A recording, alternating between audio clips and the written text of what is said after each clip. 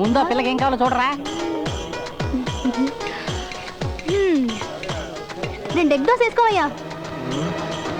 అటు చూడు మాకయ్యా, ఎగ్గ సిక్కేస్తుంది.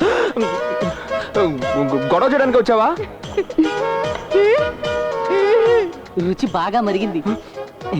నేను టిఫిన్ గురించి చెప్పాను. ఏం టిఫిన్ అన్నయ్యా? అది నీకు పెళ్ళాక తెలుస్తుంది. ఏంట నూనె వేయడం?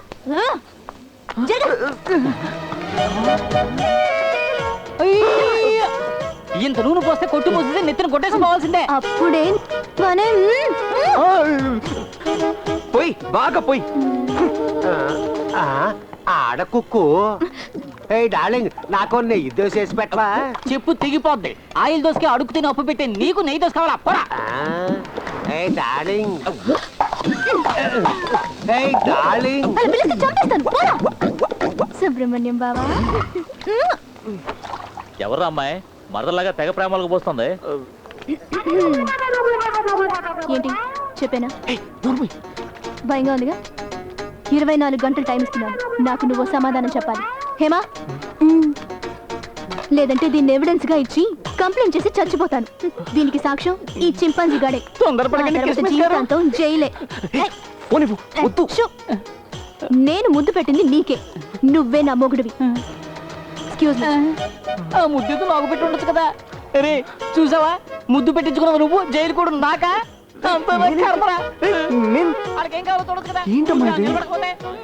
ఏంటన్నయ్య ఇది? నువ్వు యామిని మర్చిపోవాల్సిందే.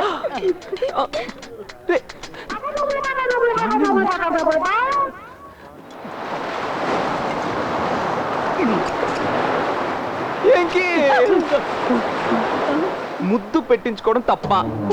అరే మళ్ళీ మళ్ళీ అదే అడిగి నాకు బీపీ తెప్పించుకో.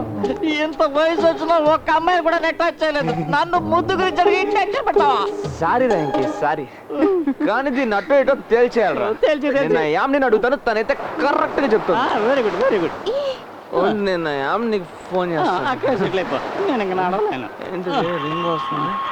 హలో బాబా, నేను యామిని మాట్లాడుతున్నాను. ఎలా ఉన్నావు బాబా?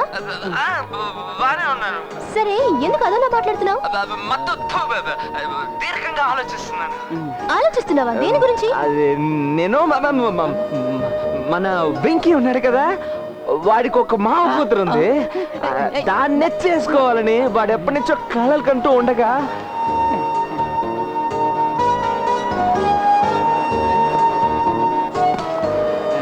అది ద్రోహం కాదో తేల్చుకోలేక మన వెంకీ బాధపడుతున్నాడు. డెఫినెట్ గా అది ద్రోహం కాదు బావా. ద్రోహం కాదా?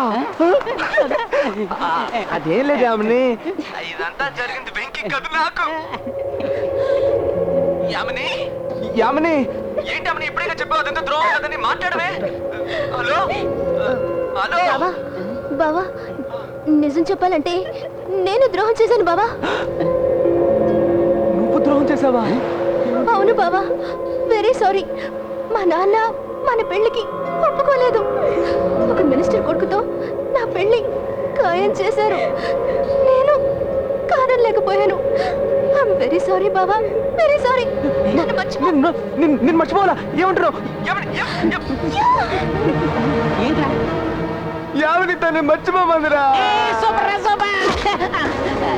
తనే లేనప్పుడు నాకు ఈ బతికేందుకురా?